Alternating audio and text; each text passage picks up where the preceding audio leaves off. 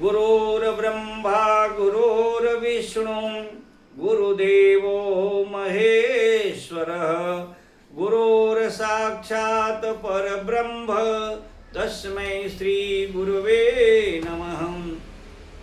भक्तजनों, मेरा नाम बृजभूषण आर उपाध्याय, ज्योतिषाचार्य, यज्ञाचार्य, वास्तु शास्त्र विशेषज्ञ।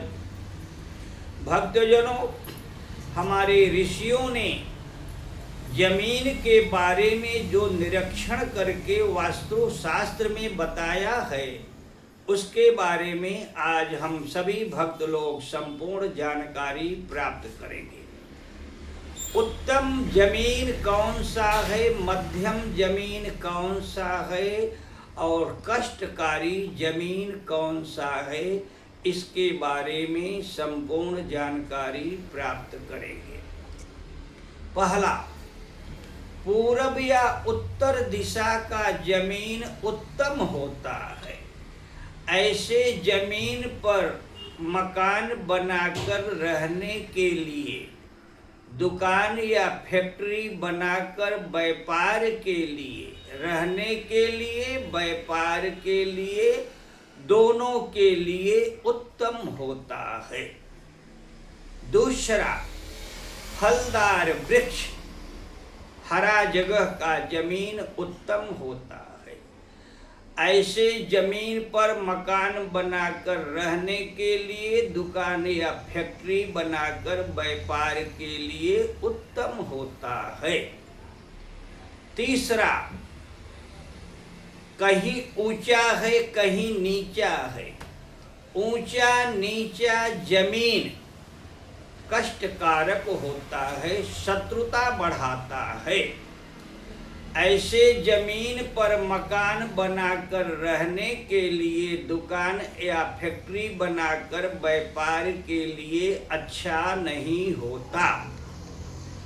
न जानते हुए कोई व्यक्ति उस जमीन पर मकान बना के रहने लगेगा या दुकान फैक्ट्री बनाकर व्यापार करेगा तो उसे शत्रुओं का सामना करना पड़ेगा और उस जगह का त्याग कर देना चाहिए।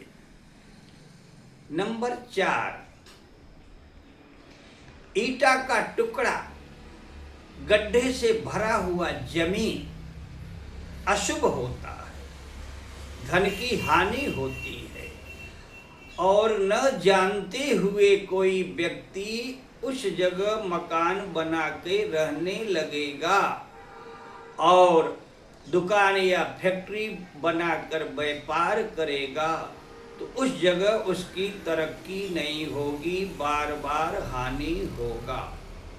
अगर ऐसा है तो उस जगह का त्याग कर दीजिए। जमीन खरीद कर रहने के लिए, व्यापार के लिए अगर आप जमीन लेते हैं तो किसी विद्वान ब्राह्मण से सलाह लेकर के फिर आप ऐसा करें तो आपको लाभ होगा। आगे ऋषियों ने बताया है कि जिस जमीन को आपको लेना है रहने के लिए या व्यापार करने के लिए, उस जमीन पर कहीं भी 1.25 हाथ नीचे गड्ढा खोदिए और गड्ढा खोदने से जो मिट्टी निकलती है उस मिट्टी को पुनः गड्ढे में भरिए। गड्ढा मिट्टी से पूर्ण भर गया तो जमीन उत्तम कहलाता है।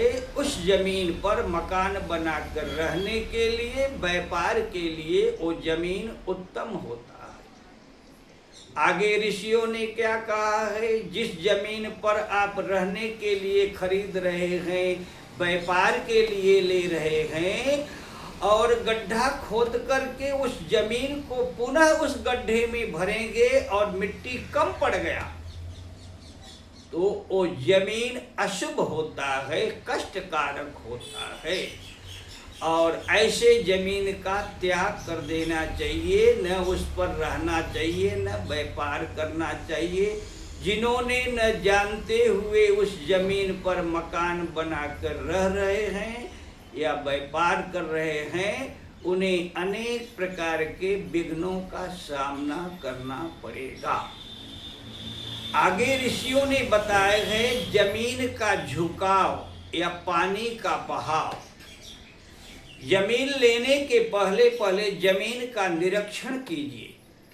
ये जमीन किस दिशा में झुका हुआ है, पूरब में है, पश्चिम में है कि उत्तर में है कि दक्षिण में है। हर दिशाओं के बारे में ऋषियों ने बताया है। जमीन पर अगर पानी गिरता है तो पानी किस दिशा में बहता है, इसके बारे में, पानी का बहाव, जमीन का झुकाव के बारे में ऋषियों ने बताया है।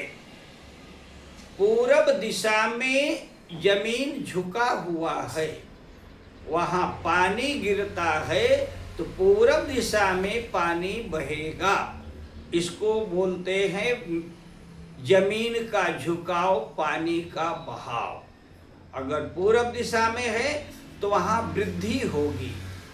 मकान बनाकर रहने के लिए, व्यापार के लिए वो जमीन उत्तम होता है, वहां आपको वृद्धि होगा।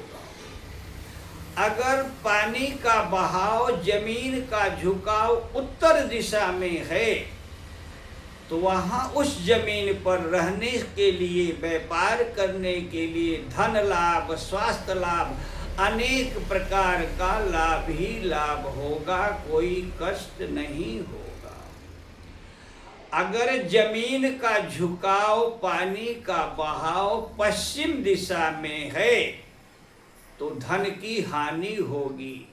वहाँ मकान बनाकर रहने से हमेशा धन की हानि होगी। वहाँ रहने वाला व्यक्ति हमेशा दुखी रहेगा।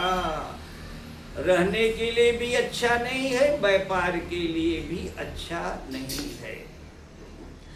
अगर दक्षिण दिशा की तरफ पानी का बहाव, जमीन का झुकाव है तो मृत्युकारक, विनाशकारी होता है। जो व्यक्ति जमीन लेकर बिगड़ जाने वहां पर मकान बनाकर रहता है तो उसके घर में बार बार किसी न किसी की मृत्यु होगी। अगर फैक्ट्री बना लिया, व्यापार स्थल बना लिया तो उस फैक्ट्री में किसी न किसी मजदूर की मृत्यु होगी, दुर्घटना होगी, आगजनी होगी, कोई न कोई दुर्घटना उस फैक्ट्री में होता रहेगा। उस फैक्ट्री में किसी व्यक्ति की मृत्यु हो गई तो उस व्यक्ति को लाखों रुपया देना पड़ेगा और बहुत से विघ्नों का सामना करना पड़ेगा। अगर ईशान दिशा और आग्नेय दिशा ऊंचा है तो जमीन सर्वोत्तम कहलाता है। वह उस जमीन पर, ध्यान से सुनना, ईशान दिशा पूरब उत्तर का कोना, आग्नेय दिशा पूरब दक्षिण का कोना, आग्नेय दिशा और ईशान दिशा ऊंचा है तो जमीन बहुत अच्छी है। ज़्यादा पैसा देना पड़ता है फिर भी वो जमीन ले लो। वहाँ पर मकान बना करके रहने के लिए, व्यापार करने के लिए, स्वास्थ्य लाभ, धन लाभ, आयु लाभ, विद्या लाभ, अनेक प्रकार का लाभ होता है। आज के लिए सिर्फ इतना ही। अगले वीडियो में और सब जानकारी लेकर आएंगे। जय श्री राम।